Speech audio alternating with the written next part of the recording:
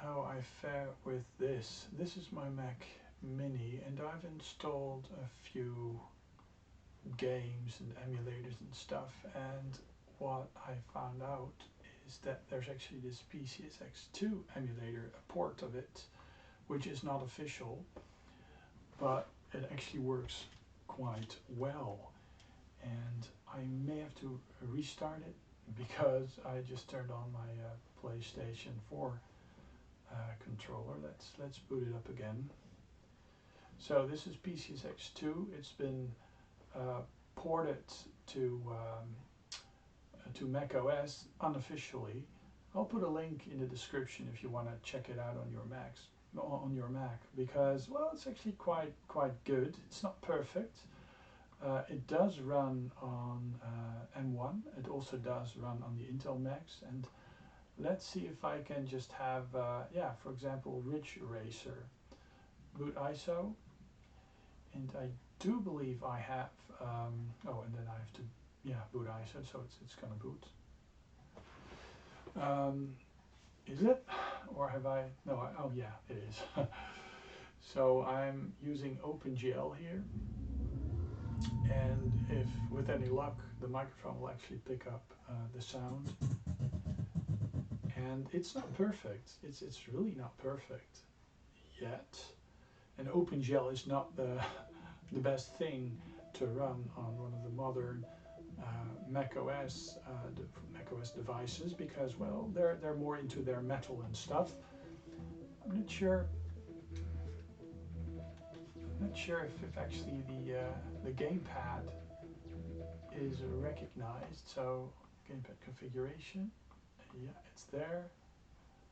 So apply, and then it actually should work, yeah. And I do think also there's this this log thing there. I'll reboot it. Let me see.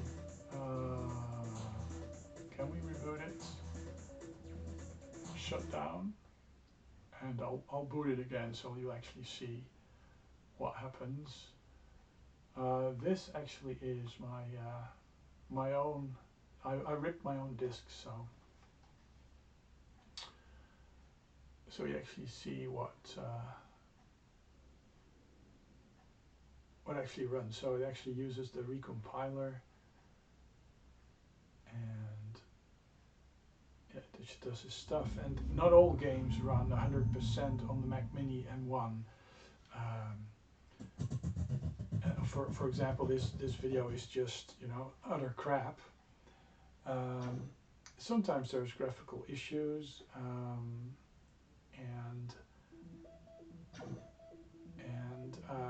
you can use software mode, but yeah, it's at this point. Okay, here's the latest update on you see actually that not all graphics are there. You see that they're not rendered properly. So what I do is I go to graphic settings and I just go to software mode, which for this game actually is better. Let me see if I shut it down and boot it again, if the movie actually is any better. It could actually be. So this whole PlayStation 2 emulator, actually it looks to be some sort of virtual machine almost, you know, the way it presents itself, which of course is how it should be. And it seems that the video is actually played back better. So yeah, OpenGL on Mac is not the best thing, but actually on an Intel machine or a Windows machine. Did I make a I think I did make a file already. So Lactobacillus. And I must say the M1 Mac, which I have in the game room for now, because I actually have it in the lounge as some sort of accessory gaming rig, because you can actually game on it quite well. And I'm capturing this with QuickTime, and hopefully the sound is picked up by my webcam.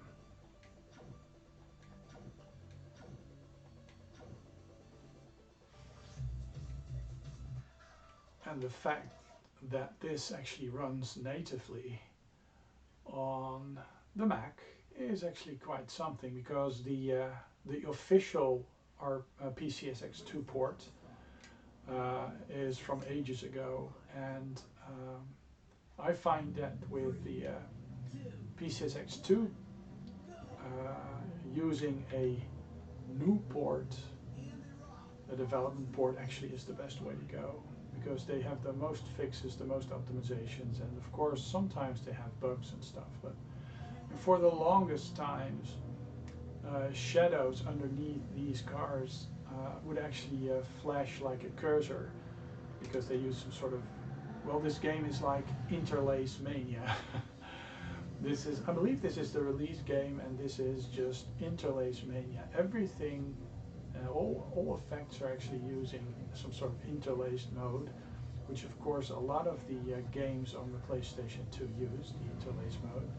It's really a CRT era console with some HD capabilities and progressive modes, but yeah, as you can see, it's actually quite responsive. This actually is very responsive, and it runs at a very nice consistent frame rate. And actually I must say that the software mode in this game works far better than any digitally enhanced hardware accelerated graphics thing, because for some reason this game also does something with overlaying textures, and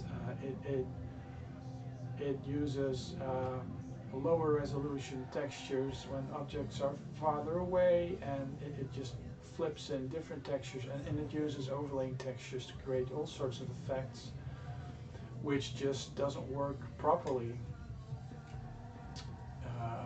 with OpenGL or DirectX 11. And yeah, I'm not racing my best race here, but I'm also distracted. As you can see, the flickering on screen, hopefully it's captured quite nicely with Quicktime. But this shimmering effect actually happens on a real system also, and this actually is one of the reasons that I got a PlayStation 2 back in the day. It was because I wanted a good DVD player, because I was using one of these, Cyberhome, I believe, which was some sort of hacked, cheap DVD player, which was using some sort of PC DVD player, and it was just a messy way and a buggy way to enjoy DVDs. And then the PlayStation 2 came out, which paired with a remote control actually was a fantastic DVD player. So I got that for that, and because it was backwards compatible with with PlayStation 1 games, I figured, well, you know, just buy that as a DVD player. I could store away my PlayStation 1 system, not entirely, because my PlayStation 1 ended up being chipped and I had a lot of copies also. So yeah, which didn't run on PlayStation 2. But yeah, and this actually was one of the first games I got for it, because for the longest time the PlayStation 2, in my memory, looking back, actually didn't have that many games for it on release, at least not many games that I found interesting. So let's shut down the system and see, because I put some other ISOs on here, and I'm very anal about things, so I really check, I really put the name in front of it. But Gran Turismo, that's also one of these games that I just go to all the time, and whether or not it's capable of running this in a decent way is also very telling of, well, the speed the system can have. And I'm running this in NTSC, so yeah, very curious after the performance, and I might actually switch it to OpenGL to see if that actually makes a difference. I think I should put the focus on that window and see if that works. And I usually go for the rally thing. I'm not quite a big fan of the Swiss mountain track. I usually do that just, you know, to relax. So single race, easy, why not? And then the Swiss Alps or the Smoky Mountain. No, the Swiss Alps, because that's like a rally track. And then I usually go for the Impreza. I just gravitate towards the Impreza all the time. Automatic, and it does. I mean, the software mode, it does do a lot of the effects, and it doesn't do it perfectly. And this also used to be the only way to really play it without too many graphical issues. So there were some issues with, you saw some green blobs when the screen was changing and the dials, the speed dials, were actually moving in. But this actually does force feedback on my PlayStation 4 controller, and it runs at seemingly at full speed. I'm not able to look at the speed, but it feels consistent for the most part. Some minor slowdown perhaps. The numbers on screen will actually probably it dips probably not much more than 10% or something like that, because it does seem very consistent, and it does feel like, yeah, it is the PAL version, yeah, because it's my version. I have a lot of different games from various regions, and let's see if, like on Windows, this is actually capable of switching a render in real time. So I go to graphical settings, and I'll choose OpenGL, and it might not pick that up properly, but sometimes it does. So, and actually can see that the rendering is not perfect, and it's actually slower. And yeah, that's it could be an issue with swapping on the fly, and that the game actually really needs to be reinitialized. I could actually put some extra render threads in there, because, you know, this 8-core system, if you're using software, then you really can just, it's a multi-threaded application, and it actually seems to be running a lot more consistent with more threads. Oh, perhaps I should give Outrun a go then, because Outrun on most systems that can barely cope, it's actually too slow.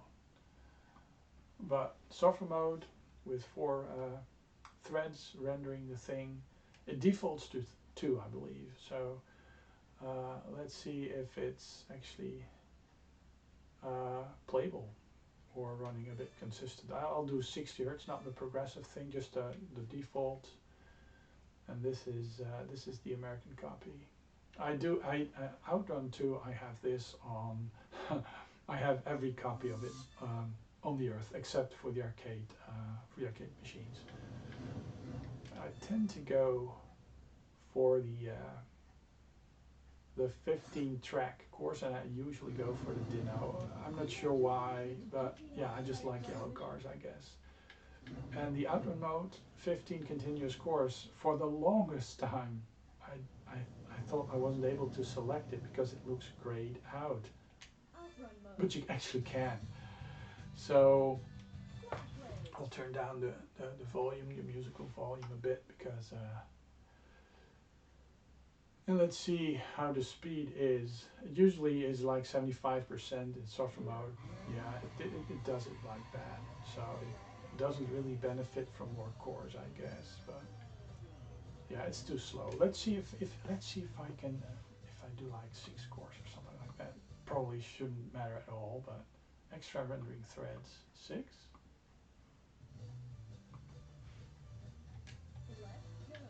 It does feel more responsive. But yeah, I've like 8 cores, so I guess, you know, I'm also recapturing it with the screen with Quicktime. So yeah, I mean, there's a limit to what you can do. Of course, if you have like this super Ryzen system with 24 cores, or like an epic thing with 128 cores or something like that, you could probably possibly ramp it up, but I'm not sure if the Windows scheduler will actually support that. But yeah, it's running too slow, which is a shame, because I think Outrun 2 really looks very nice. I could actually switch to OpenGL, because on my PC OpenGL actually does give a better performance, but it doesn't render things properly, especially the mist effects and stuff, and I think this actually is far worse. And it could be that I have to select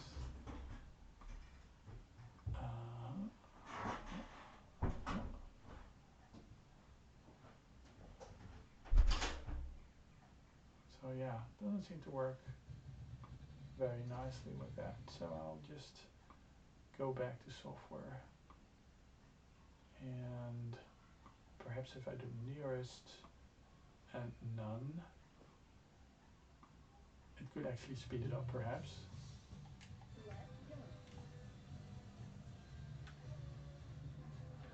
So you have a lot of graphical errors. It's not how it should look.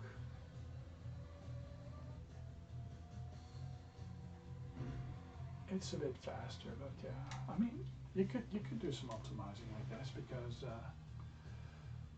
in general settings, so it's really very similar to the PC version. And where did I get it? Where did I get it? I did get it. Oh, let me see. I searched for PCSX2 Mac, and yeah, this is the old alpha version, but there's this video I came up with, and it's from this, and I'm not gonna play it, but he actually had a link to the GitHub. This is actually where I got, let me turn this down. This is actually where I got and downloaded the, holy crap, isn't it? Oh, cancel, it's like this layered, so like that. So this is actually where I got it. So this is someone who actually is doing a port, and he does the development ports.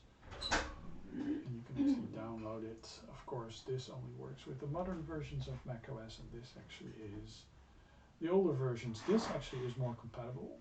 I don't think actually 64-bit Windows versions actually exist. Let me see, PCSX2, and then just regular. Yeah, most people just do this, the releases, but these are older releases. And what is actually interesting is that you can look at this, and these are bleeding edge releases and stuff. And if you check out how that actually works, then you see that there's only this 32-bit release and not the 64-bit. And I'm not sure about the Linux version. I did try it out on Linux before, but it's there's automatic builds and stuff, and I do think it's, yeah, these are packages. If you're using a Linux distribution that supports these packages or snapshots, Ubuntu or snapshots, then you'll be able to get it going quite quickly. And these are also the bleeding edge, and it's a really interesting system to play with. And for the longest time, it wasn't possible on Mac to do PlayStation. And actually, there's quite a few emulators my system that actually work quite well. I've got this Mac Mini, so XEMU. I do think this actually runs pretty decently. It's not the there are dips. It's actually XEMU, QEMU or something like that, Q and then EMU. So this is Halo running, and it does almost run full speed, but not entirely. So that actually runs. What else we got? Redream on the Mac Mini, and this also is the Mac port, so it uses the Rosetta translation. Let's see, a game that Dead or Alive. Do I have this on there? Because that actually has this nice intro sequence, which actually gives away a bit of the speed, I guess. And all these things work great with the PlayStation 4 controller. And look at that, it's just very smooth. Not entirely, because there are some dips, but it actually is quite playable. Let's see if I can just go into a fight. I have to make the start. That's the thing on macOS, using the controller, using a GameCube controller, you really need to have the windows in focus, because otherwise the system won't accept input, which is actually logical. So it does seem to be quite speedy and fast. It's really playable. So with the Mac Mini, you really have a multi-gaming retro system. This is also quite interesting. This actually, I booted this. I installed this on my iPad, and as the Mac Mini M1 actually supports iOS, certain iOS applications, you can actually have this iDOS thing running on the Mac, but it doesn't do well with the folders and stuff. Boxer is a very nice DosBOX emulator that also, let me see, I've got a secondary that does great with older DOS games. It's a very convenient way to actually launch your older games, and they run pretty well. So this is an ARM CPU that runs. I don't think this is actually native. I have mouse and keyboard support, but yeah, I don't think there's an ARM version of this. So imagine this game running very fast, speedy, and without lag, discernible lag. It runs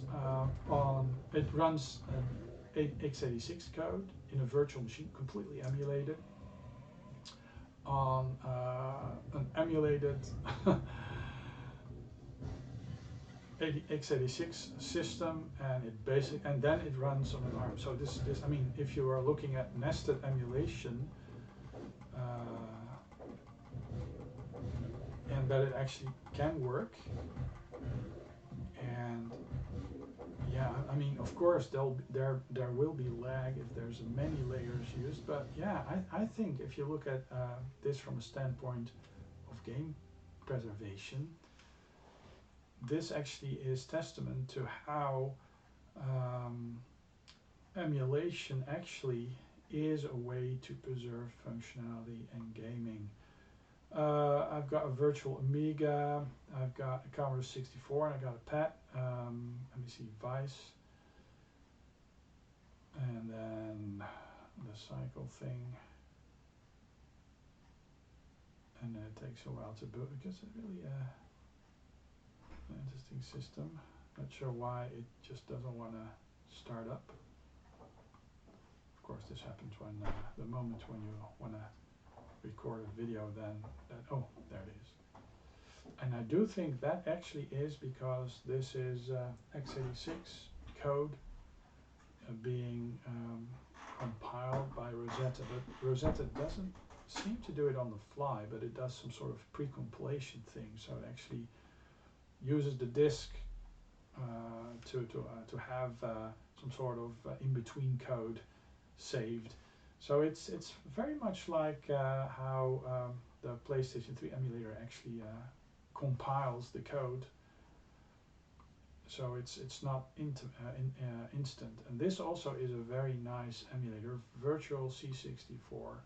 I mean, if you have a Mac and you like Commodore 64, this really is quite a versatile little system. And at some point in time, way back in the 90s, he also made a PowerPC version of it, and I actually talked to him when I was for my job like years ago in like 98 or something like that.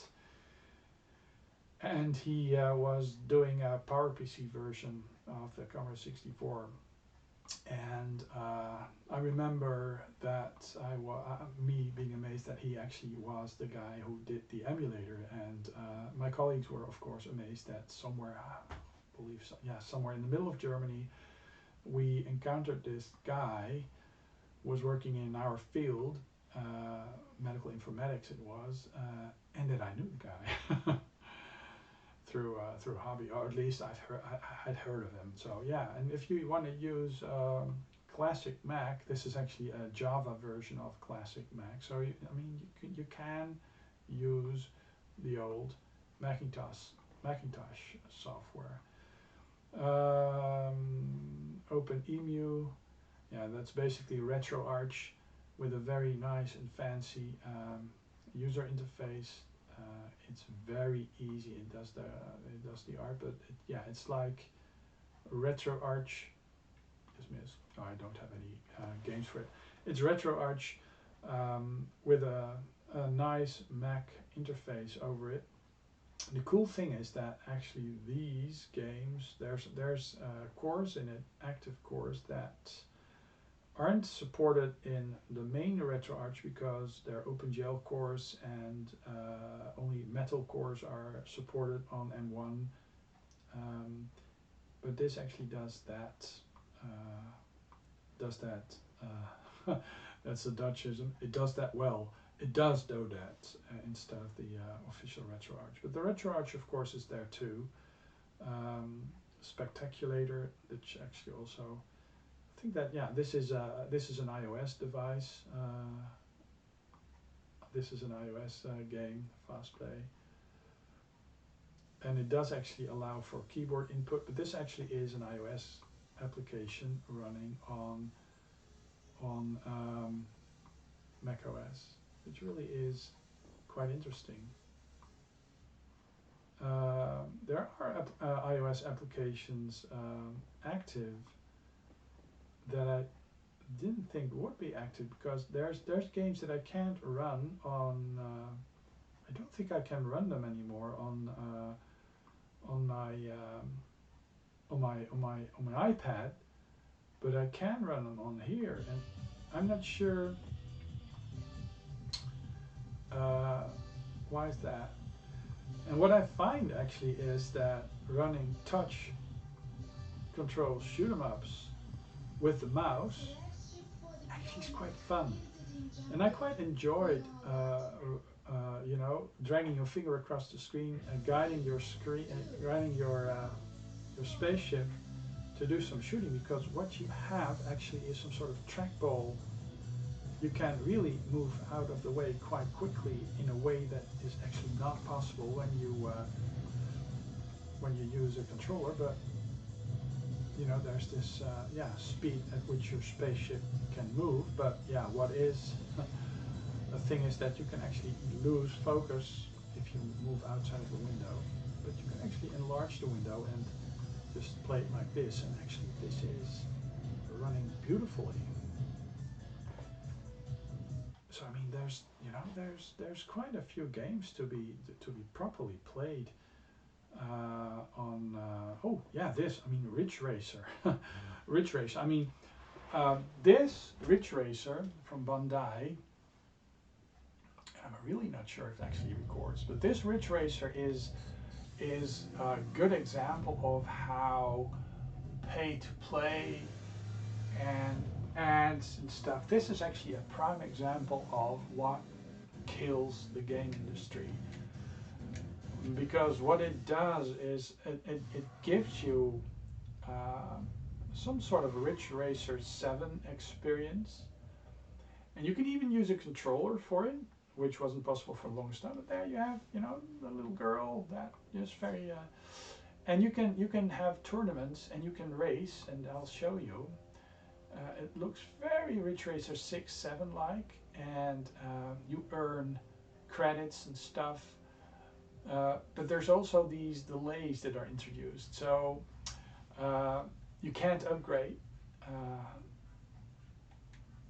or you can, but you need to watch a video, a commercial, or you need to pay real money to be able to get in-game credits, which, yeah, I mean, it just ruins the game. This shows you how it looks on the iPad with the same screen format, and it's different than it really is different than the PlayStation. It does control differently. I mean, it's like on rails more, if I explain myself correctly. I mean, it's been designed to be controlled through touch, which means that little taps on the brake and the acceleration pedal and the left and right key areas just nudges the car into a certain direction. Now, a lot of these RidgeRacer games, the later RidgeRacer games, they can really be very nicely controlled with analog sticks, and you can steer them very precisely. But this actually, I mean, you can use the D-pad or the analog stick, but basically it's like a digital game. So you just change the angle at which your car is traveling just a tad, and if you let go of the accelerator and you happen to steer in a specific direction and you are in a corner, then you just drift, which basically this of course is how this game works. What also is quite interesting is that you are quite successful and you win a lot of races at first. You know, you think, hey, I'm really good at this, and that's, I think it makes it very clear how this game works. But it also has me like, okay, you know, you're being manipulated. Is that at some point suddenly they seem to be overtaking you, and you can't actually win easily as before. So you really get this sense of, oh, I'm not so good, and oh, there's these upgrades, oh, but I have to wait, or I have to watch commercials, oh, but now I need to pay some money to get a bit faster. So, you know, for shits and giggles, I actually did grind for a while. I actually totally refused to pay for this play-to-pay stuff. So I did. I mean, I did pay because I watched commercials and stuff. And then I got an upgrade, and suddenly I was happy again. You know, it was like, oh yeah, it's cool. And what's actually quite interesting is that the dissolutions that you get to go through are ramped up more, and you're actually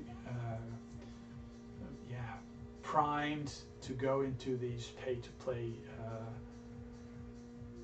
situation where you just pay to play because you want to finish the game. So, is this a game? Well, it looks like RidgeRacer 6, 7, but it's not really, because, well, you know, I mean, you're being manipulated. I mean, these races, they're not about your technique. I mean, if you are good at RidgeRacer 6 or 7, you'll win. And but then there's this artificial thing that makes it suddenly more difficult. So, and this actually is in easy mode again. So yeah, can I upgrade? Let me see. Oh yeah, I don't have any credits. So, ooh, how to go about it? No, can't I credits? Oh, CR, yeah, I can. So yeah, I could do that and then just raise. So there are ways to, you learn that you get good scores if you upgrade your car. And instead of just having to play to earn the upgrades, which actually happens, you also get presented this way to pay to get the upgrades, and that at its core is of course just not good, is it? I mean, it's just like the only reason for that to exist is to prey on people's gambling genes or something like that. You know, your addictive tendencies, your desire for to please your hedonistic side. And I mean, yeah, I'm very aware of that because of my profession. You know, I mean, I'm very in tune with human behavior and human thinking and how and why people make decisions. And games like these are actually designed, this game theory thing, I mean, they use psychological insights, and instead of using these insights insights to protect people, to help people, they actually are used to prey on people. And then you have this nice looking RidgeRacer game, which really, I mean, for the iPad or the Mac Mini, I mean, it really looks like RidgeRacer 6 or 7 on the Xbox.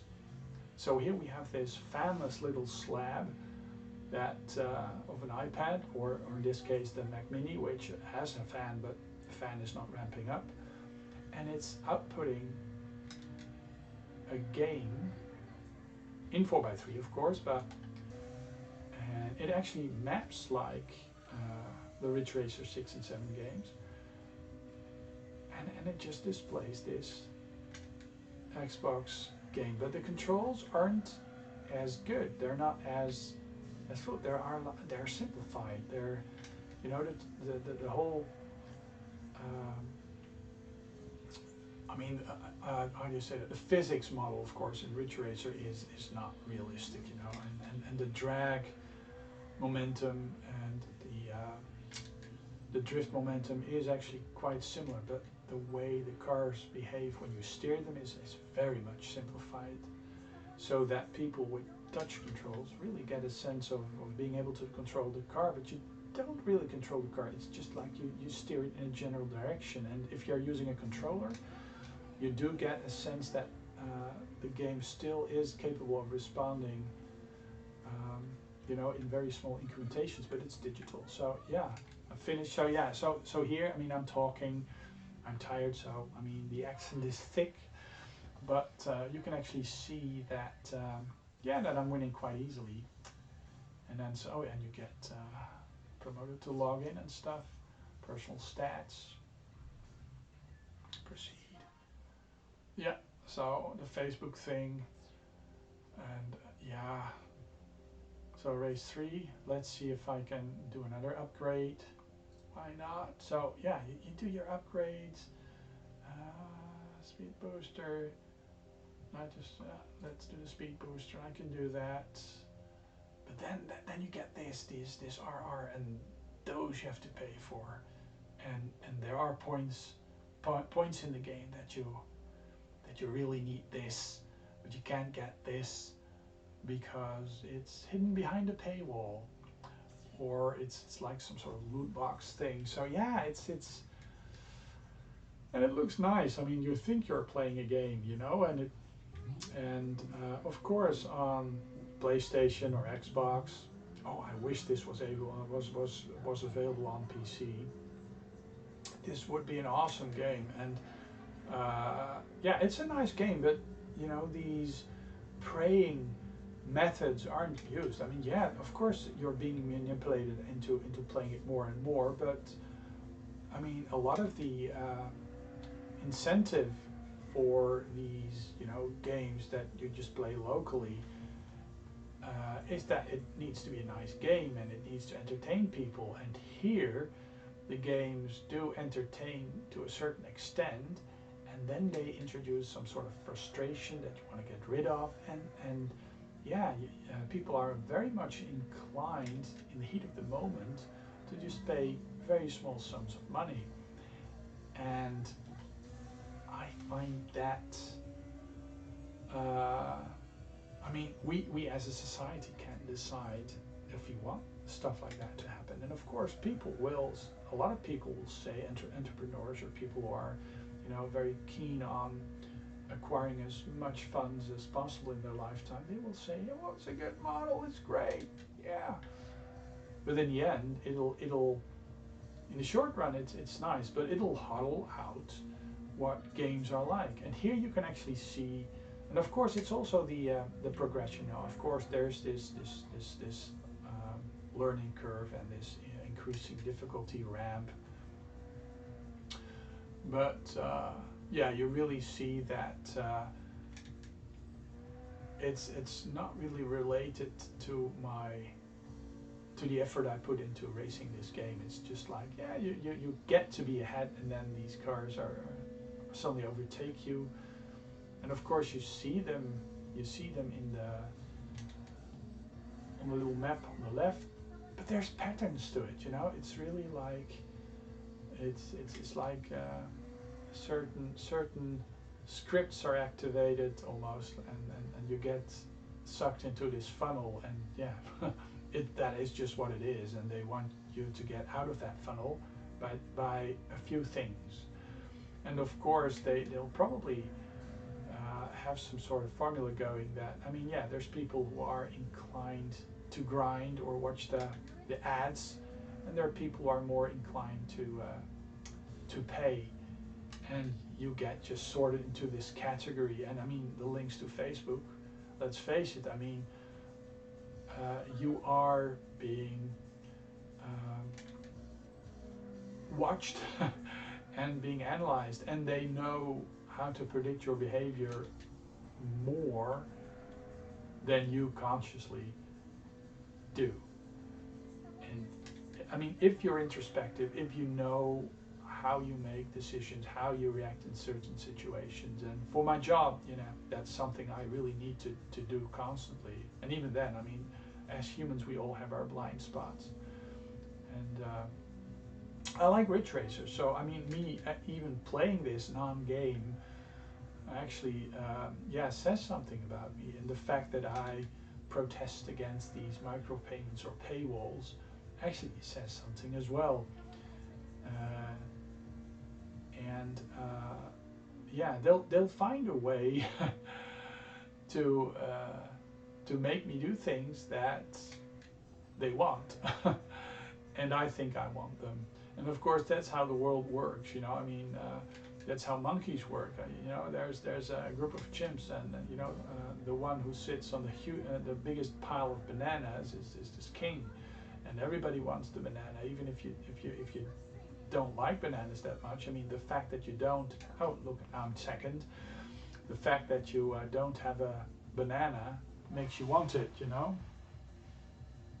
Oh look, and here you can get to watch the ad to get some more credits. And so that's really, yeah, the way how they do it. And for me, it would be much nicer to just have RidgeRacer 6 or 7 available as RidgeRacer 6 or 7 on the iPad, and just pay some money for it, you know, and then that's that. But that's something that is just not very. Oh yeah, look, Swiped, for example, that really is a typical iOS games. Remind me later. So this actually is one of these cancel. This is one of these same games where you drag your finger across and then you snap it away. It's very, very nice. And this actually is an iPad game, and it's running on macOS, and I find that quite interesting.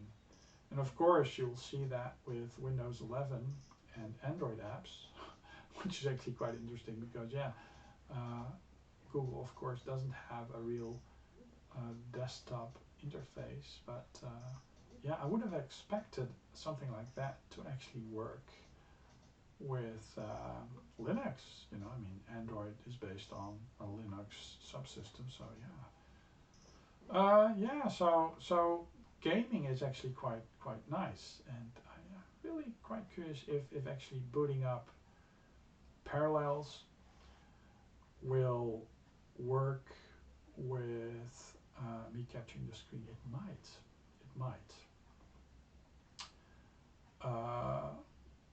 Parallels allows you to virtualize an ARM system on the M1. You can't virtualize an Intel system. So this is actually Pro Insider Preview, which is Windows ARM. Now, my and controllers in macOS, it's really weird. You can hook up a USB controller, Xbox One controller on macOS, and you can natively run Steam, but the games will not work properly with your controller. Now I have a controller, an Xbox controller. I've hooked that up, and it used to work, but yeah, you have to insert it, and then Parallels actually does something that macOS itself doesn't do. I can hook it up, and if I turn it on, now I have, if things are right, and things are not right because it remains, I actually can run Steam, and Windows itself also has, not sure if I ran it, I think I did. Windows itself also has, ARM Windows itself also has a way to execute x86 code. So, and I'm running x86 Steam, and there's actually quite a few games that will run really well, that won't run on the Mac, but will run, these are all x86 games that actually do run on the Mac. For example, Lost Planet. And I don't think my my Xbox controller, I can see if it's recognized actually. And it's a real hassle to get it working because it doesn't always work, but if it says virtual device or virtual controller, virtual Bluetooth controller. Oh, but I also have, I also have the PlayStation 4 controller hooked up, and if I activated that, then it might interfere. Let's see. But if I run the DirectX 10 version, which is Intel code, then it just runs, and I'm not sure if I'm able to control this now with my Xbox controller, because you really need to use a wired USB Xbox controller, Xbox One controller, in order to have. No, I'm not able to use that. I'll try to make another video, but we can do the performance test, and you can actually see how well it performs. I may do a video just, you know, capturing with QuickTime, capturing the Windows gaming experience, Windows 11 gaming experience on the Mac Mini. And this is an older game, of course, and it's running at 720p, which I find ideal, the ideal setting for Windows 11 gaming. DirectX 11 is supported, DirectX 12 isn't. But you can see that it does recognize the CPU as an Intel Silicon CPU, but it's like x86 code. This is not ARM code running. The Parallels display adapter does do a fair few nice things with DirectX 11 in this virtual machine, and you can see that the frame rate is actually quite nice. You know, I mean, yeah, I don't have the frame time. There's inconsistency. I mean, it jumps around, you know, but it's smooth enough, I think. And yeah, I find this I find this quite an ideal little system to play games on. Let me see what's also a Zuma, Alien Breed, Fast Grid, Lara Croft, oh, Lifeless Planet. Let's see. I think that no. Storm, Ghost, Alien Breed Impact. Yeah, that's also one of these nice run and gun shooters, top down shooters that really works quite well, surprisingly well on the Mac Mini. But as the Xbox controller isn't picked up now because the PlayStation 4 controller is active and it does pick that up as well. But PlayStation 4 controller using that via Bluetooth on Windows 11 isn't the best thing. I mean, not all games support controllers that well. So let me see. Can I continue? There must be some sort of keyboard control, single player, story mode, continue. WHG, and then it seems a bit tank controls or something like that. I'm not sure. I've actually never played this with mouse and keyboard, but we'll see. I mean, and it does run quite smoothly. So for older games, it's really weird. Older games, Windows 11 on the Mac Mini, it's actually quite possible. And you can actually see this really. I mean, there's some stutters,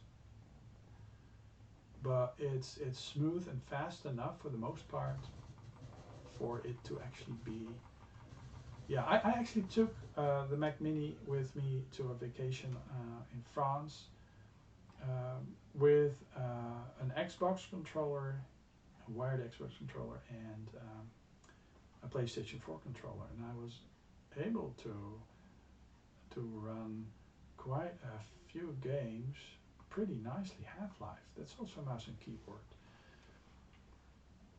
And yeah, there is Steam for macOS, which needs to run through Parallels, but it's, you know, Mac and Steam, you know, the native games, there's just a very lackluster number of games, which might be enough for some, but not for all. Let me see, do I have a loaded game? Root Canal, Root Canal, the Root Canal, did you have your Root Canal? The Letterman. And, you know, I'm just blown away by the fact that it actually, so yeah, I mean, this really runs quite nicely. I mean, yeah, it's not perfect, you know, there's frame dips and stuff, but yeah, I mean, to be able to run this old code,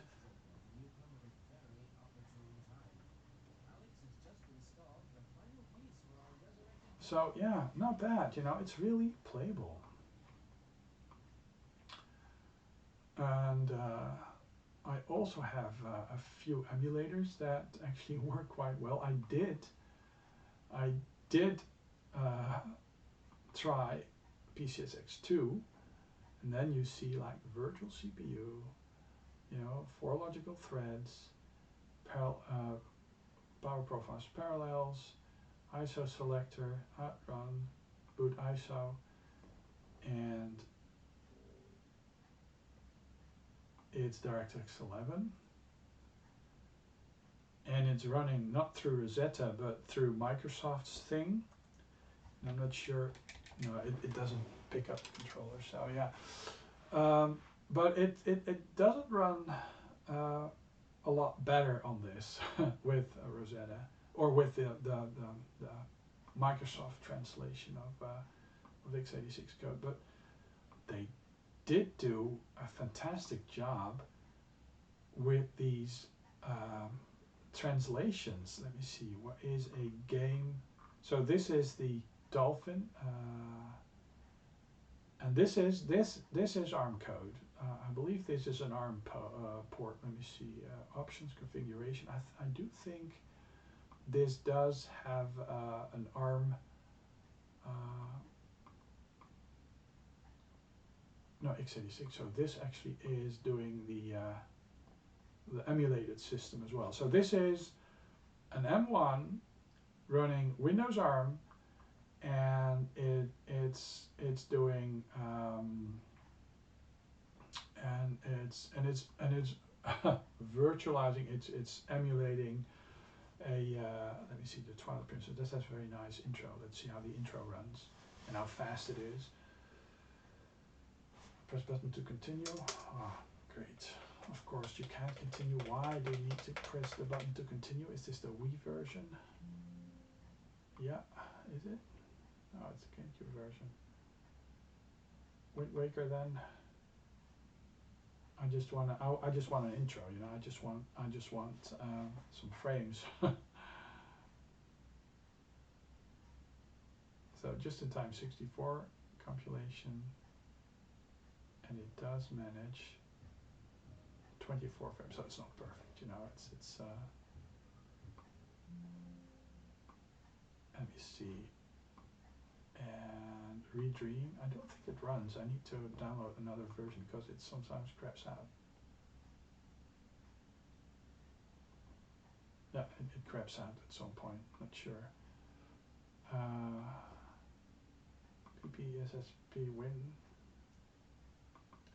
This also has no Mac port that I know of, at least natively. Let me see. Sega Rally, RidgeRacer 2. Oh, Sega Rally, why not?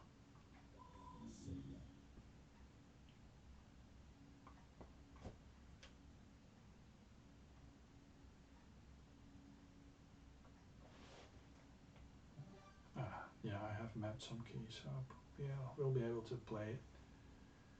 But this, I mean, an emulator with an emulator, I mean, it does run. There's not much lag, and the frame rate is actually quite consistent. Let me see, what's the start? Is that shift or something? Oh, I forgot. Oh, space. Continue without a profile. X, Z, yeah, Z. And I'm back. And then just a quick race. Safari, Alpine. Alpine is actually quite interesting. Of course, the Subaru. Yeah.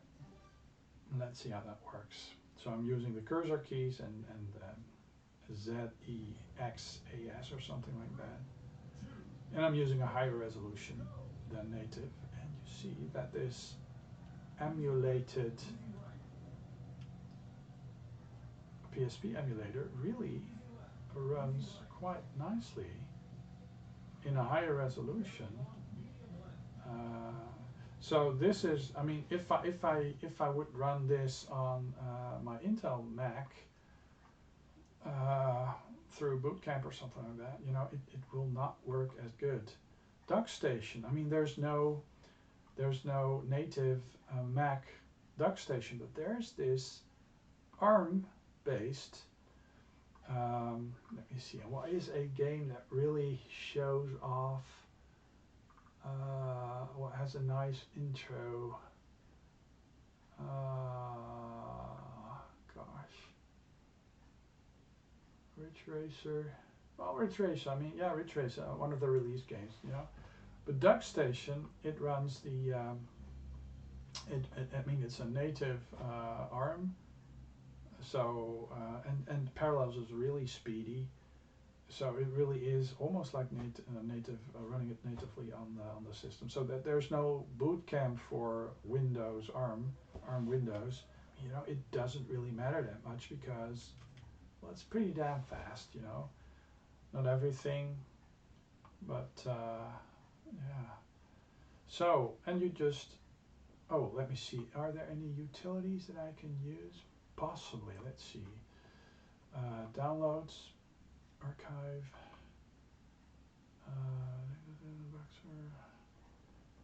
no, there's no utilities, no hardware utilities, but I could go to Task Manager.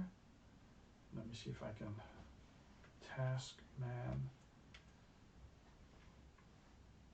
And yeah, there's really not much difference to running this on an ARM system than on a an x86 system, because Windows just feels like Windows. So 3.2. Yeah, I can only use 4 of the cores on parallel, so it's like a 4-core non-threaded system. So it's not, you know, not ideal. Ideally, you would be able to want to use more cores. Memory is, yeah, it's also limited to 4 gigabytes out of the 8 gigabytes. So that's also a thing. But yeah, it's not bad. I mean, you can actually run quite a fair few games on it. So it really is weird that it works that well. And I may do another video. I mean, if people are interested, I may do another video just showing you some of the games and how fast they run. I mean, I am able to get a high score in Geometry Wars using an Xbox controller on Parallels. I mean, it's that lagless, you know. It's actually quite interesting. And there's quite a few great. Is my it's still on. What I played a lot when I during my vacation was actually this, and I played this on the Mac Mini with the PlayStation controller, and that's actually this. This is Oceanhorn. And if you are into your Zeldas and you like an overhead thing game, an exploration game, you know, I mean, this is for the most part Zelda. I mean, go into a house and you can pick up stuff and you can wreck stuff, you know. I mean, this is Zelda, you know. And there's chests you can open, master key, you know. It's I mean, this is Zelda. And the cool thing is that this also is an iPad game. So Elise was running this on the iPad. Yeah, and of course this also is quite interesting. I mean, when I got the Mac, I got oh, of course this is cool. I got a Mac 2014 downstairs, which also runs. I think it still runs Catalina. Oh, I think this is the iPad version actually. But this is actually quite relaxing, you know. This screensaver. We all had it in the 90s, I think, and it's still around. Oh, there. This is the Marine Aquarium, and this is the Mac version, higher resolution. But you can actually see that, yeah, because it's an ARM, and it's just a matter of some libraries and video drivers, that it's actually quite interesting and easy to port games, to port iOS games to macOS. There's some iOS apps that I actually use on Mac because they actually work. I think stuff like this, System Info. System Info is an iOS game, iOS application, and it actually shows you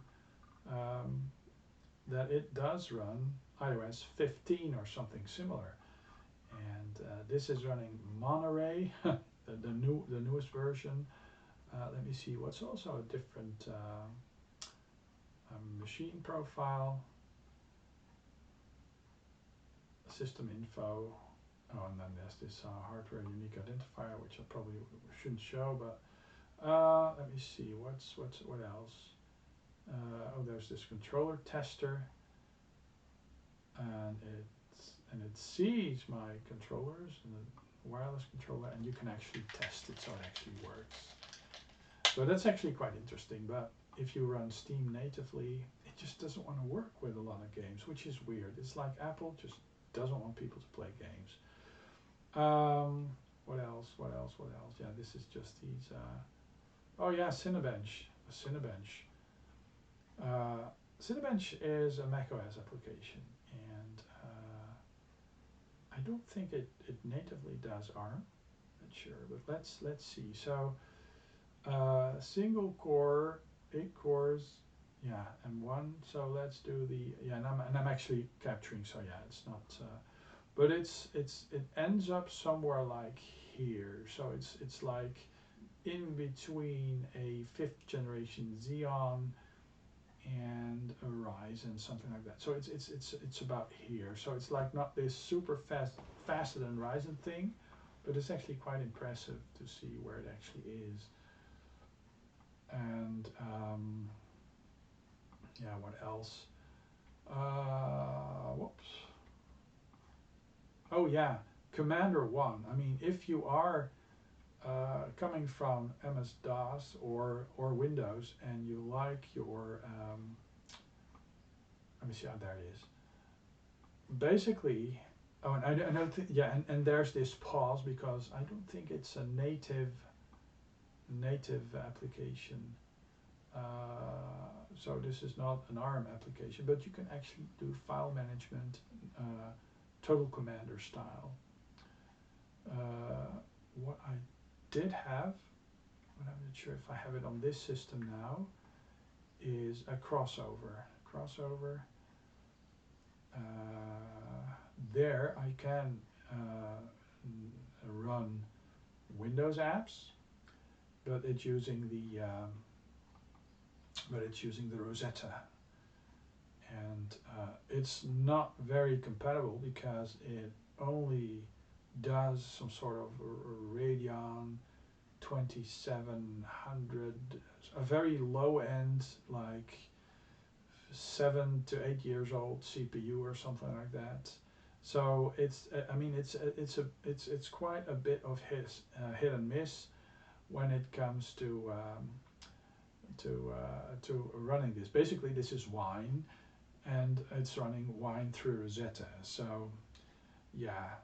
So and of course it's not really an emulator because it just has translated APIs, but they're not natively M1, I believe, or they may, I'm not sure. I do think it's all Intel apps that are running, so it's like Rosetta is doing its thing. But I can imagine that all the crossover Windows, how do you say that? Windows. I'm tired, so I really can't come up with my synonyms.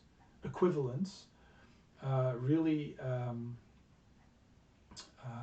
are x86 code. So I mean, it really needs to compile quite a fair few things. So that's why it boots up slower, because it does need to precompile quite a few things. So it's not like an in-time compiler, but it's like this intermediate compilation thing. So it uses the same resources, but it just compiles the seems to recompile the executable. So let's see, Geometry Wars, dimensions involved. The cool thing is that natively Steam doesn't want to run with my PlayStation 4 controller as a controller.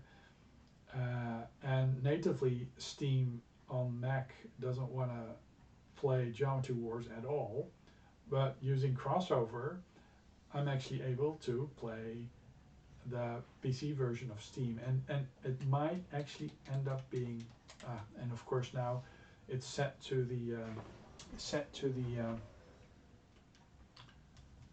let me see, should I put Steam into the I'm not sure. Let's Alt F4. It might be that Steam actually is set to the wrong controller. General controller settings. Yeah, it should not default to. Oh, and that thing actually might not run, so it should default to, well, yeah, so there's that. There's this Surface thing for Windows. Well, that's what you get when you fatal errors, and that's what you get when you use Wine. You know, a lot of error things and things that just don't work properly yet. Let's shut this down properly, not force quit it. So, because it does do some sort of Windows shut down thing. So it really is some sort of Windows equivalent, you know, library thing.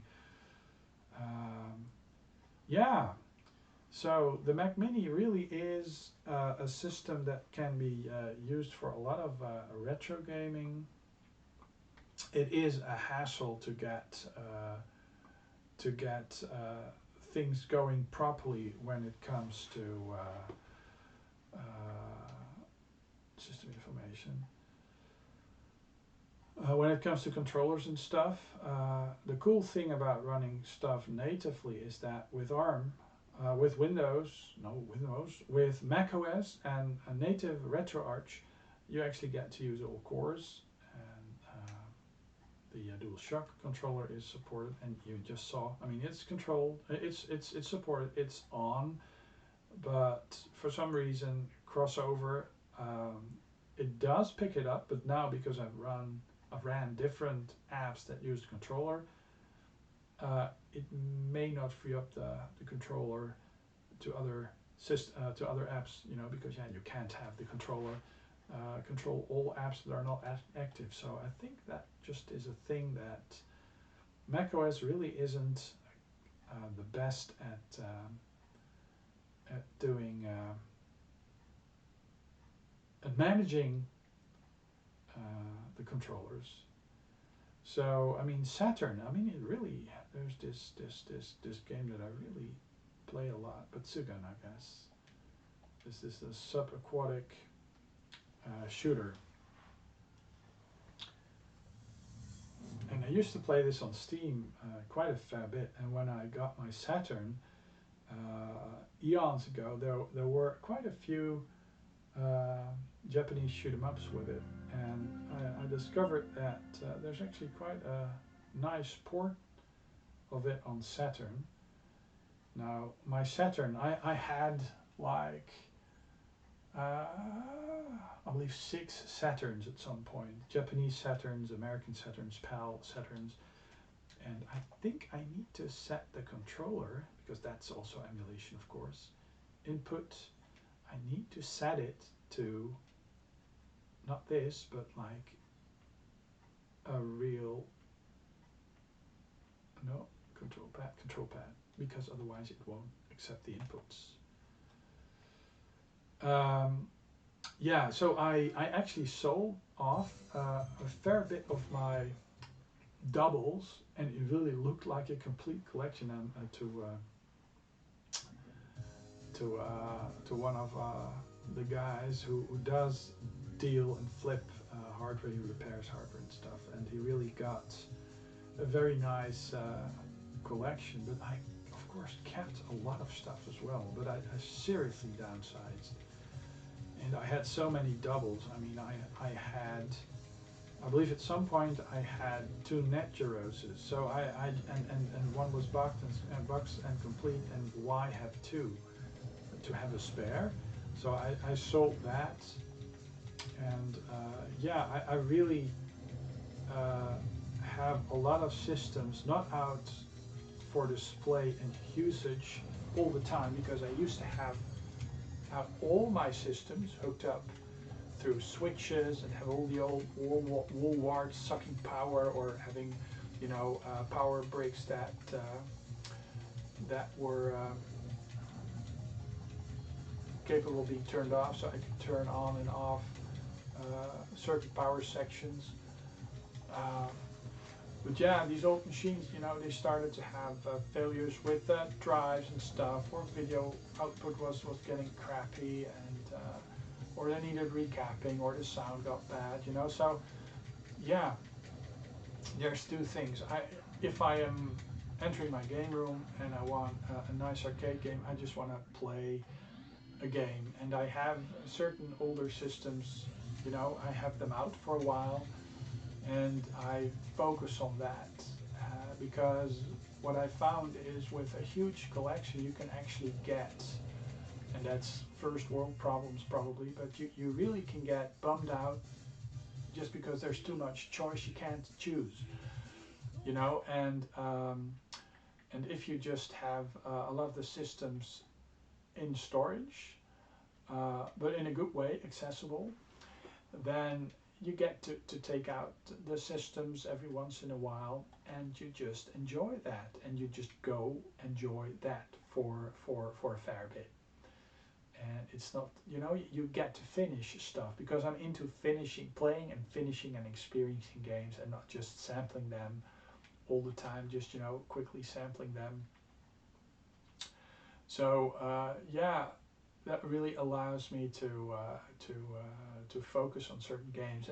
And the thing is, with PC gaming, with Steam and you know the entire library that's there, or with the Xbox console or the PlayStation 5 or 4, you do get presented with an awful lot of choice. And I really want to. Oh, I think I did select the wrong emulator, so I need to go into play states because I was configuring those. Let me see.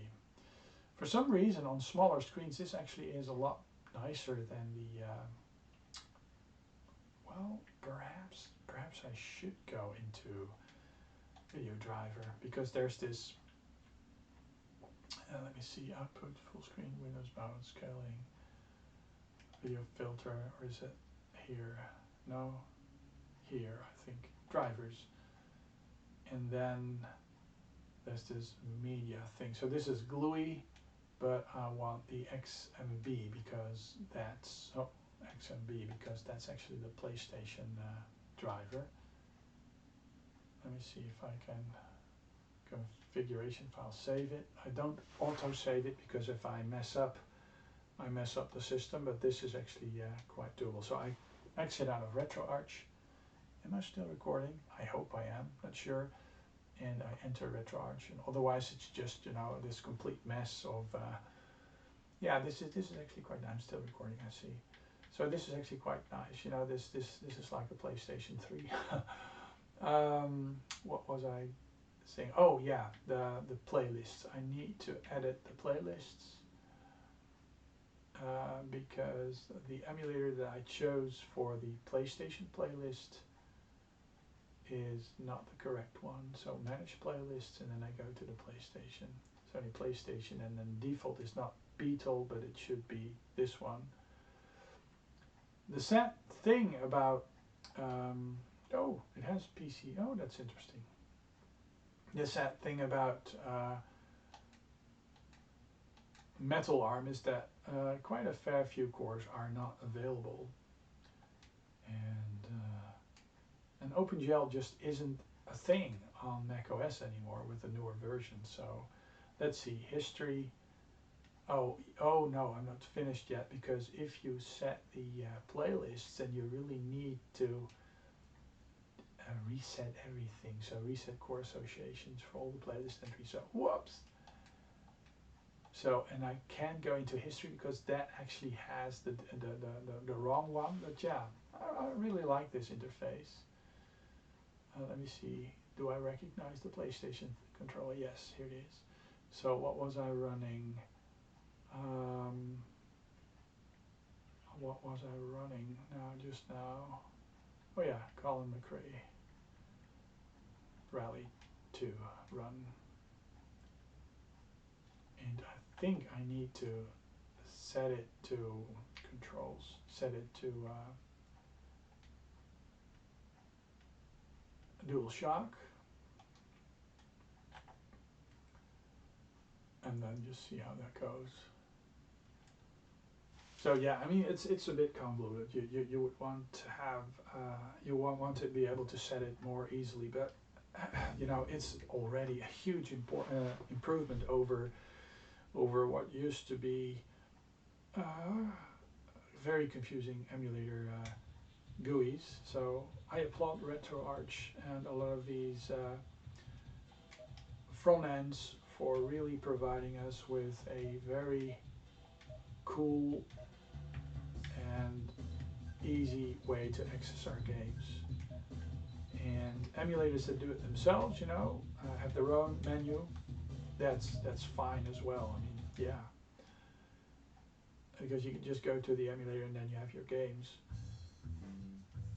And this is also quite interesting. The PlayStation really has some high resolution modes. This is not a low resolution screen, you know. It's like there's a lot of and I'm using it at native resolution, but the PlayStation in 2D is actually capable of outputting PC resolution like graphics, I think. But and the charm of PlayStation, of course, is the wiggly graphics, the dithering,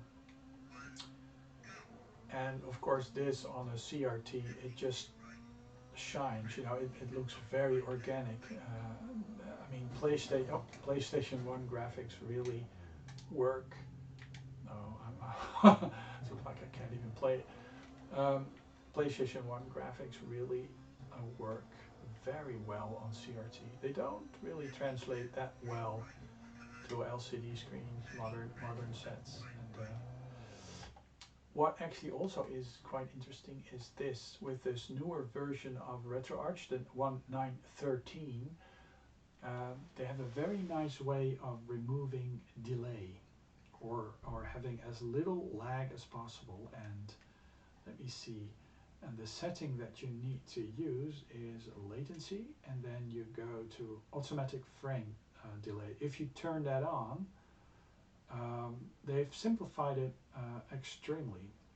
If you turn that on, the system actually constantly is trying to have as little delay between the input of the player and the gamer, and it does it on the fly, and it does it actually quite well. So games that really usually are very hard to play, for example, what is this? Is it Vectrex? No, I need, yeah, that's the thing with this interface. It's all these Nintendo,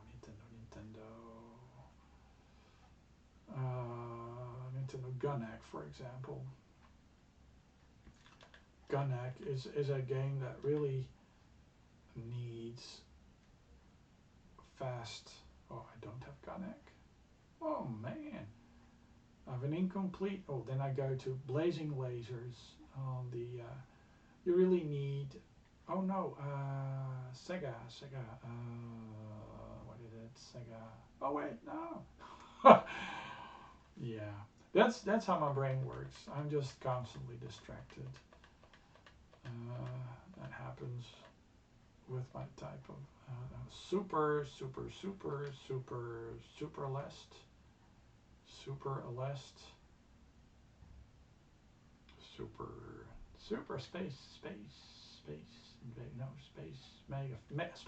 megaforce run. I mean, games like that, they just don't work if you're not having this immediate sense of control, you know. You'll just be oversteering all the time. You'll be just, you know, super late with your response times and stuff. And it really has been weird because on RetroArch there are systems. There are like these Raspberry Pi systems that have a version of RetroArch actually very tight. You know, there's hardly any lag. And on the Mac, with a lot of emulators, there is actually more lag than is desirable. But there's also emulators that do really well. That the RetroArch variant that I showed has a really excellent lag, or has little lag. And this setting, this auto frame delay with this core actually works amazing. You really have a sense of, almost a sense of controlling it in real time. You know, it's very immediate. And yeah, that's the thing. I mean, emulators don't necessarily cause lag, but of course it's the way how you structure the emulator, how you parse the input, and that's of course quite interesting. And in hardware, it all happens in parallel. In software, you really have to go through each state change in a cycle. So you do it sequentially, of course. And I mean, if your emulator is fast enough and the system is fast enough, you can mimic all these things happening in parallel at the same time. So I mean, it's not necessarily a bad thing, emulation, because, well, you just have a software way of doing the cycle. A lot of emulators, they just aren't cycle exact, and they just approximate functions and stuff and do translations, and those types of emulators aren't as compatible, or they have lag, or they introduce lag.